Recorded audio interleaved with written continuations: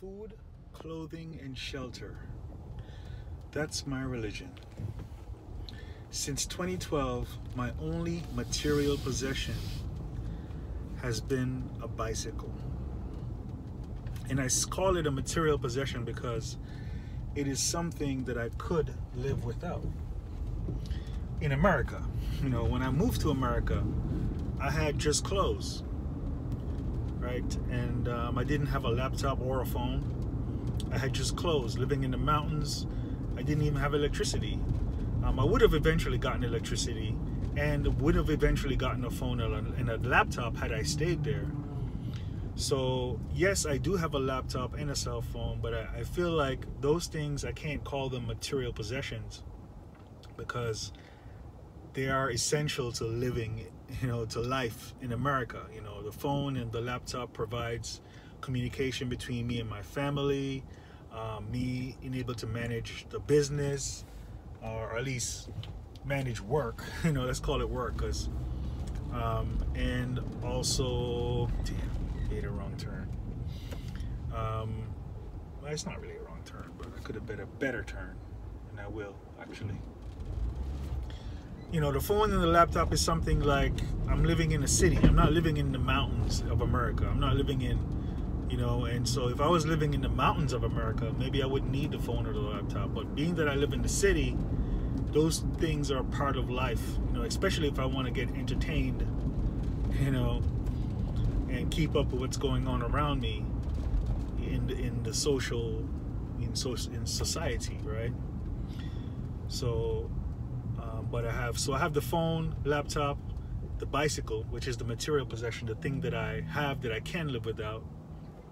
And I don't have a cheap bicycle, I have a nice bicycle, which makes it more of a material possession because it's not like a Walmart bicycle. I got it from a bike shop, and bike shops don't sell cheap. At least I don't know of them to sell bikes for less than $500. But it's worth it, worth it because I love to ride. But beyond that, it's clothes, food, and shelter, right? And for the rest of my life, that's it. That's the way I think it's gonna be. That's how I stay free. And if I don't need money, whatever I don't need money for, I don't have money for, Now my family, my 2 kids, my girlfriend, they are Americans. They were born in America. They are machine beings, right? So they need money. Money is a part of their life. I'm a natural being, being that I'm a mountain man, whereas I can exist with very little money. I can even exist with no money, but it's not fair to those around me. I've done it. I've played that game, and it's not fair. Money is a part of reality, and so, but I can live with very little or none, right? So, for instance, this year, 2019, I've achieved being myself again as far as like my finances go, like my bank account. I've only gotten deposits in my bank account, and the only reason I have a bank account is so I can get deposits from Google. And I've been getting deposits from Google every month since 2012.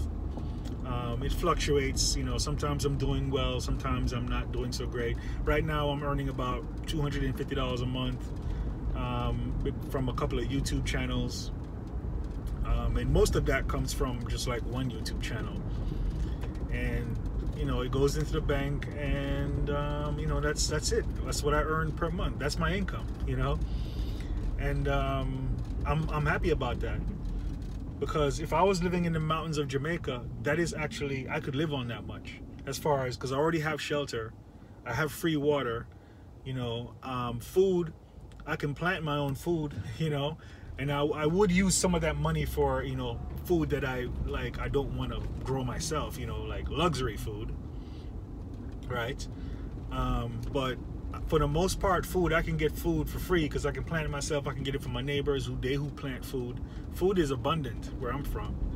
So, the money would be used for transportation to go out and do things. If I want to go to the beach, that's not in the mountains, but I can go to the river for free,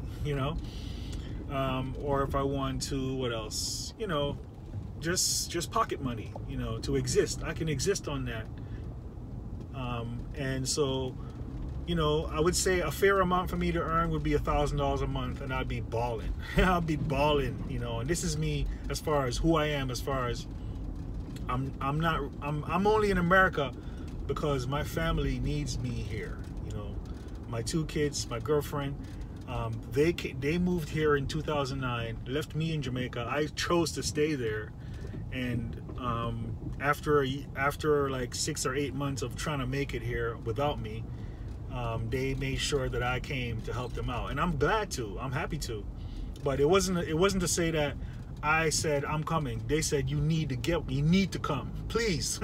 Come now, right? So I came, and I've been here helping out my and now it's more than helping out, living here to provide a good life for my 2 kids and my girlfriend, and it's great, man. It's great. But when I'm done with that, I'm going straight back to the mountains, you know.